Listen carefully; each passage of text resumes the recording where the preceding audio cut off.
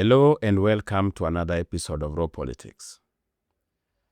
Ladies and gentlemen, since Raila Odinga made the decision to join William Ruto, he has come under heavy political fire. He's been called a conman and he's also been labeled a traitor. And this has not just been a noise from the current opposition, no. Even within ODM, no less than the Secretary General of the party has clearly shown that he does not support Raila's decision to move into Ruto's government. And not just him. There are people like Babu Owino, Kaleba Misi, and even James Orengo until recently, who were very vocal against Raila's decision to join President Ruto. Of course, the so-called Gen Zs and most people from Mulima have also opposed Raila's decision to join William Ruto, calling him a betrayer and, of course, a conman.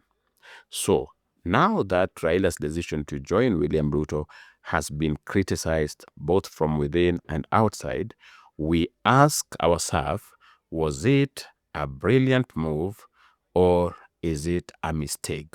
Should Raila have stayed out of Ruto's government, or was it a master move to join Ruto?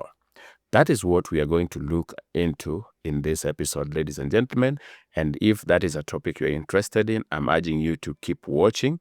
If you are watching this channel for the first time, take a second, subscribe, so that you are notified whenever we produce videos of this nature. Now, ladies and gentlemen, like I said, Raila's decision to join Ruto has been criticized both from within and from without. Inside ODM, there are characters that have called out Raila openly for joining Ruto. And even those who support the broad-based government, some of them have used instances, unfortunate instances, for instance, the murder of Ongondowere or the unfortunate murder of Ojwang, to also remind Ruto that they could reconsider being in broad-based government. You have a situation where even those who seemingly support broad-based government appear to be having one foot outside. Because when you reach a level where whenever there is a challenge or whenever there is a crisis, the next thing you hear is that we might reconsider working together, it means that there are some people also within ODM who, even though they pretend to support the broad-based government, are looking for a way out. Before we go into answering whether Raila made the right move or not, let me share why there are criticism from within ODM. First, they are not rebelling because of principles or because they believe that joining William Ruto is an evil thing, or that William Ruto's government is so bad that they should not join. No. I told you here that the likes of James Orengo, the likes of Sifuna, worked with Uhuru Kenyatta. And even when bodies were being fished out of River Yala, they didn't even say a single word. Why?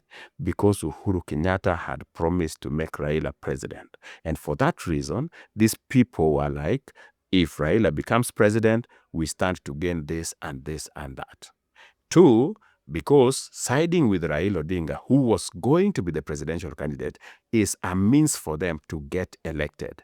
The likes of Sifuna knew that riding on Raila's coat will get him elected as senator. The same with James Orengo and others. During that time, they acted blindly, as if they could not see any evil thing that was happening. So these are not people who are rejecting broad-based government because they have principles against it, that it's a bad thing. No, no, no.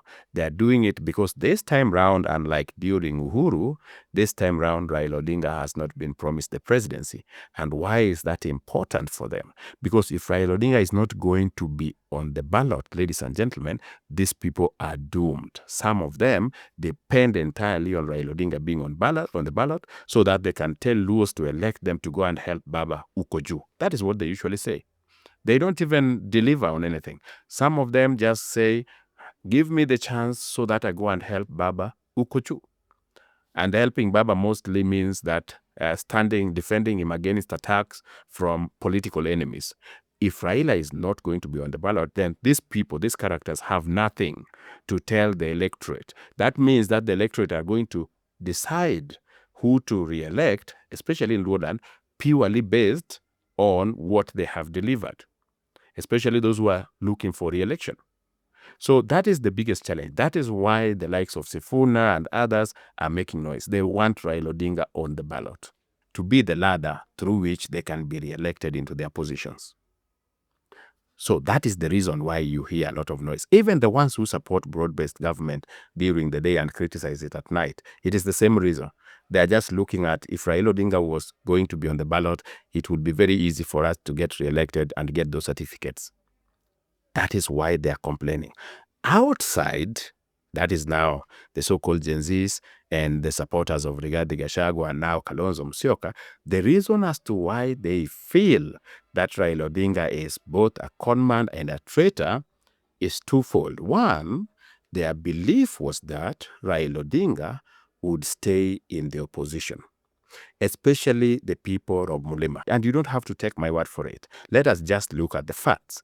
When Raila Odinga was on the streets around March of 2023 and around June of 2023, what did the people of Mulima say? Because he complained about the same thing they are complaining about today. Raila Odinga was like, the cost of living has gone high. This and this is not happening.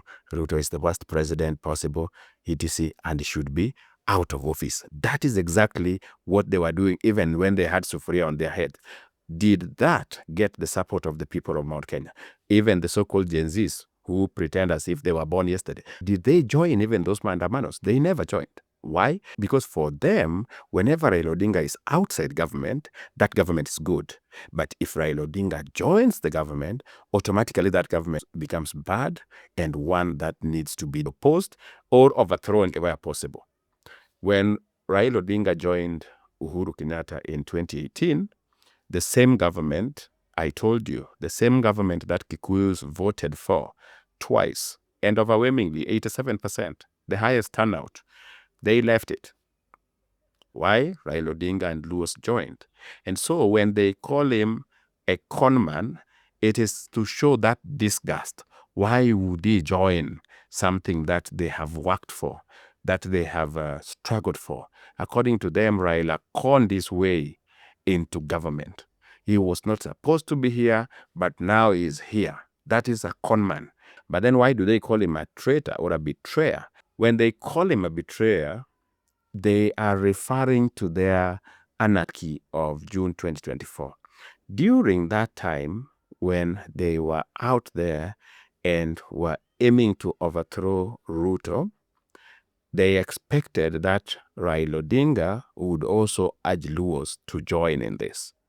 The fact that Raila Odinga did not, that is why they call him the betrayer or a traitor. They call him a traitor because he refused to join them in overthrowing Ruto. But to Raila's defense, Raila argued this way. Two things. First, when I went on the streets and we were causing chaos and demanding Ruto to go, you told me to seek peace and always go for dialogue and diplomatic routes to resolving political issues. That is what you told me.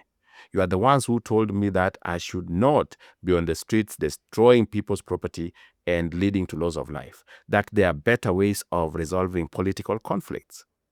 That is what you told me. So that is why I am not joining you in this anarchy. I think that you are right. And the fact that now you've changed your mind and you're now doing what you are opposed to, does not mean that I have to also now join you. But then too, Raila Odinga said, I also know what you are doing. I also know what your aim is. You are not on the street because of finance bill.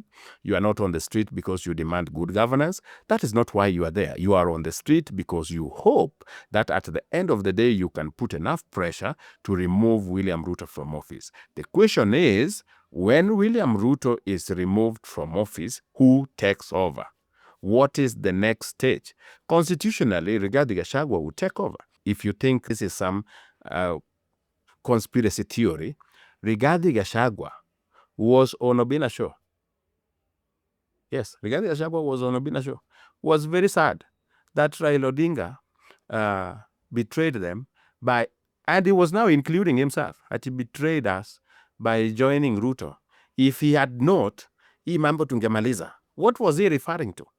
Hii mambo tungemaliza. Ruto would have left office. He even made it plainly there that Ruto would have left office. What Rigathi and the so-called Gen Zs were doing was to put enough pressure, cause a lot of chaos in the country, make it ungovernable, to the point that even the international community were now going to ask Ruto to leave office for the sake of peace.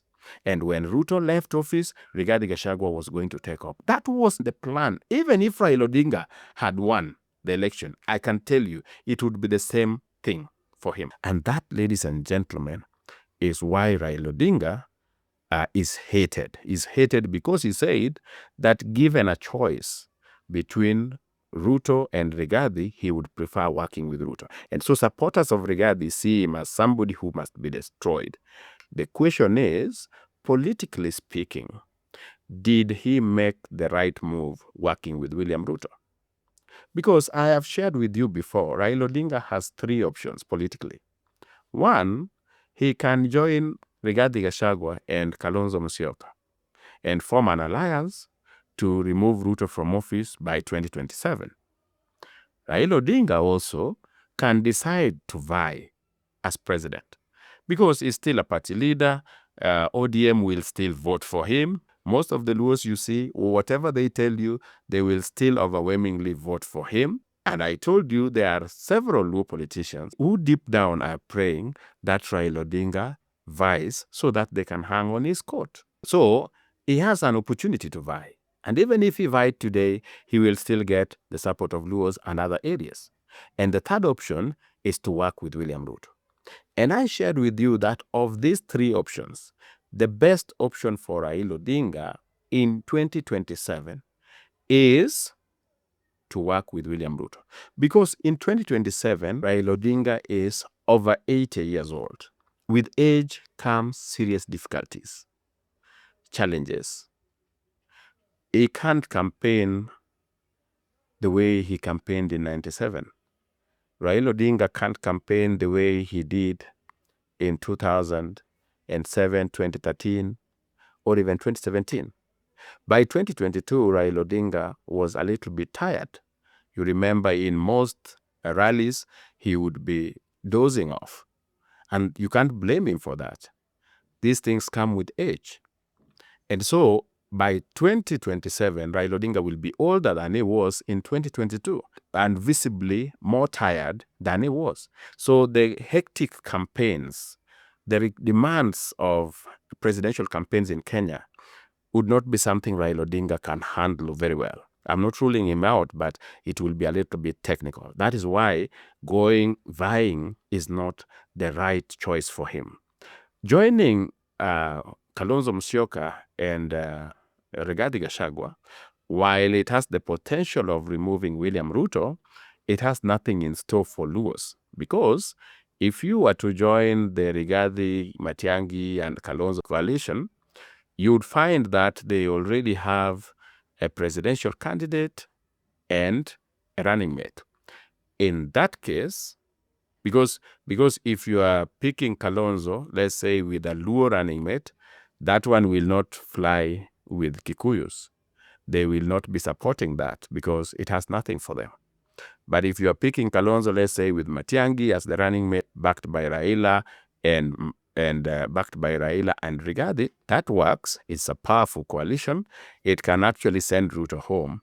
The challenge with that coalition is it has nothing for Luos because these people will be vying for the first time. So that means 2032, they are going for their second term. The only chance that maybe a Luo might have a chance at even being a running mate would be around 2037. And so there will be nothing to motivate Luos to continue supporting that particular arrangement. But working with Ruto gives them a bargaining chance because now they can say, William Ruto, we can support you in 2027, give us a running mate. And then in that 2032, that running mate of ours is the presidential candidate. If our coalition wins the election of 2027, chances are that it will win the elections of 2032. And that means somebody from Western or Luo Nyanza is likely to be president come 2032. So that is why it is the best deal for Raila Odinga. And I'm persuaded he did not make this decision of joining Ruto lightly. It is something that he thought of for long and made the decision to stick with Ruto. Because even when people think that he is going to make a different political move, Raila Odinga has shown that he is ready to stick with Ruto through thick and thin.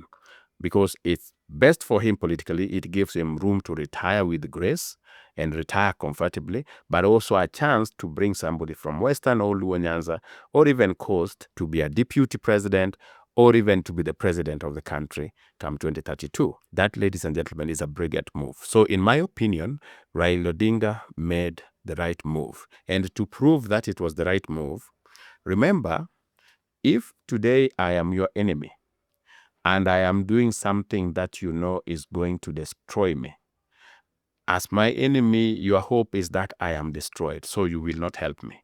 But when you see people criticizing Raila so badly for joining Ruto, it means that he made the right move. Because otherwise, if it was a very bad move, the enemies of Raila Odinga would not, the political enemies of Raila Odinga would not be making a lot of noise and demanding that he loses and saying that they will punish him, they're wishing him suffering and it is, no, somebody will not be bitter with you when you are losing.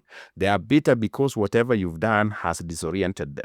And Raila's decision to work with Ruto disoriented Rigathi and his so-called Gen Zs. They don't know what to do. Currently, they have tried everything. They started saying the finance bill is this and this. Mbadi met them halfway and told them your propaganda will not work. So they have nothing. Now they are trying to use the demise, the unfortunate death of Ojwang, thinking that that is something they can now use to rally people onto the streets and maybe later try to remove Ruto. It may not work because they are praying that Luos join them in this. They are mourning more than they believed over this because the hope is it can now bring Luos, because what they are lacking is Luos in their so-called anarchy. And they want Luos to join. For some reason, they have not gotten that. Luo Nyanza is a little bit quiet.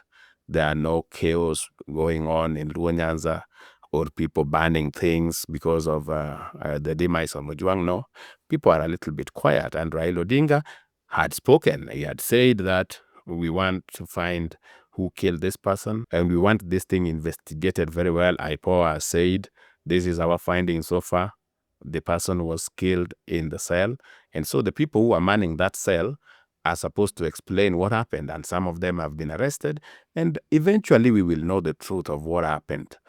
This is something that they wanted to milk, thinking that they can now bully Raila into submission to join them and help them overthrow Ruto. But from the look of things, it seems, although this is politics, but from the look of things, it seems Raila Odinga is most likely to stay with Ruto till 2032. And that, in my opinion, is both a brilliant move for him and his support base, which is mostly Nyanza, Western, and Coast. And so, ladies and gentlemen, that is what I wanted to say. If you found value in this video, like I said, drop a like and share this video with friends. Otherwise, if you have not subscribed to the channel, just take a second, subscribe to the channel so that you get notified whenever we produce videos of this nature. Otherwise, feel free to share your views in the comment section. If you want to know more about why Raila Odinga is likely to continue working with Ruto, watch this video.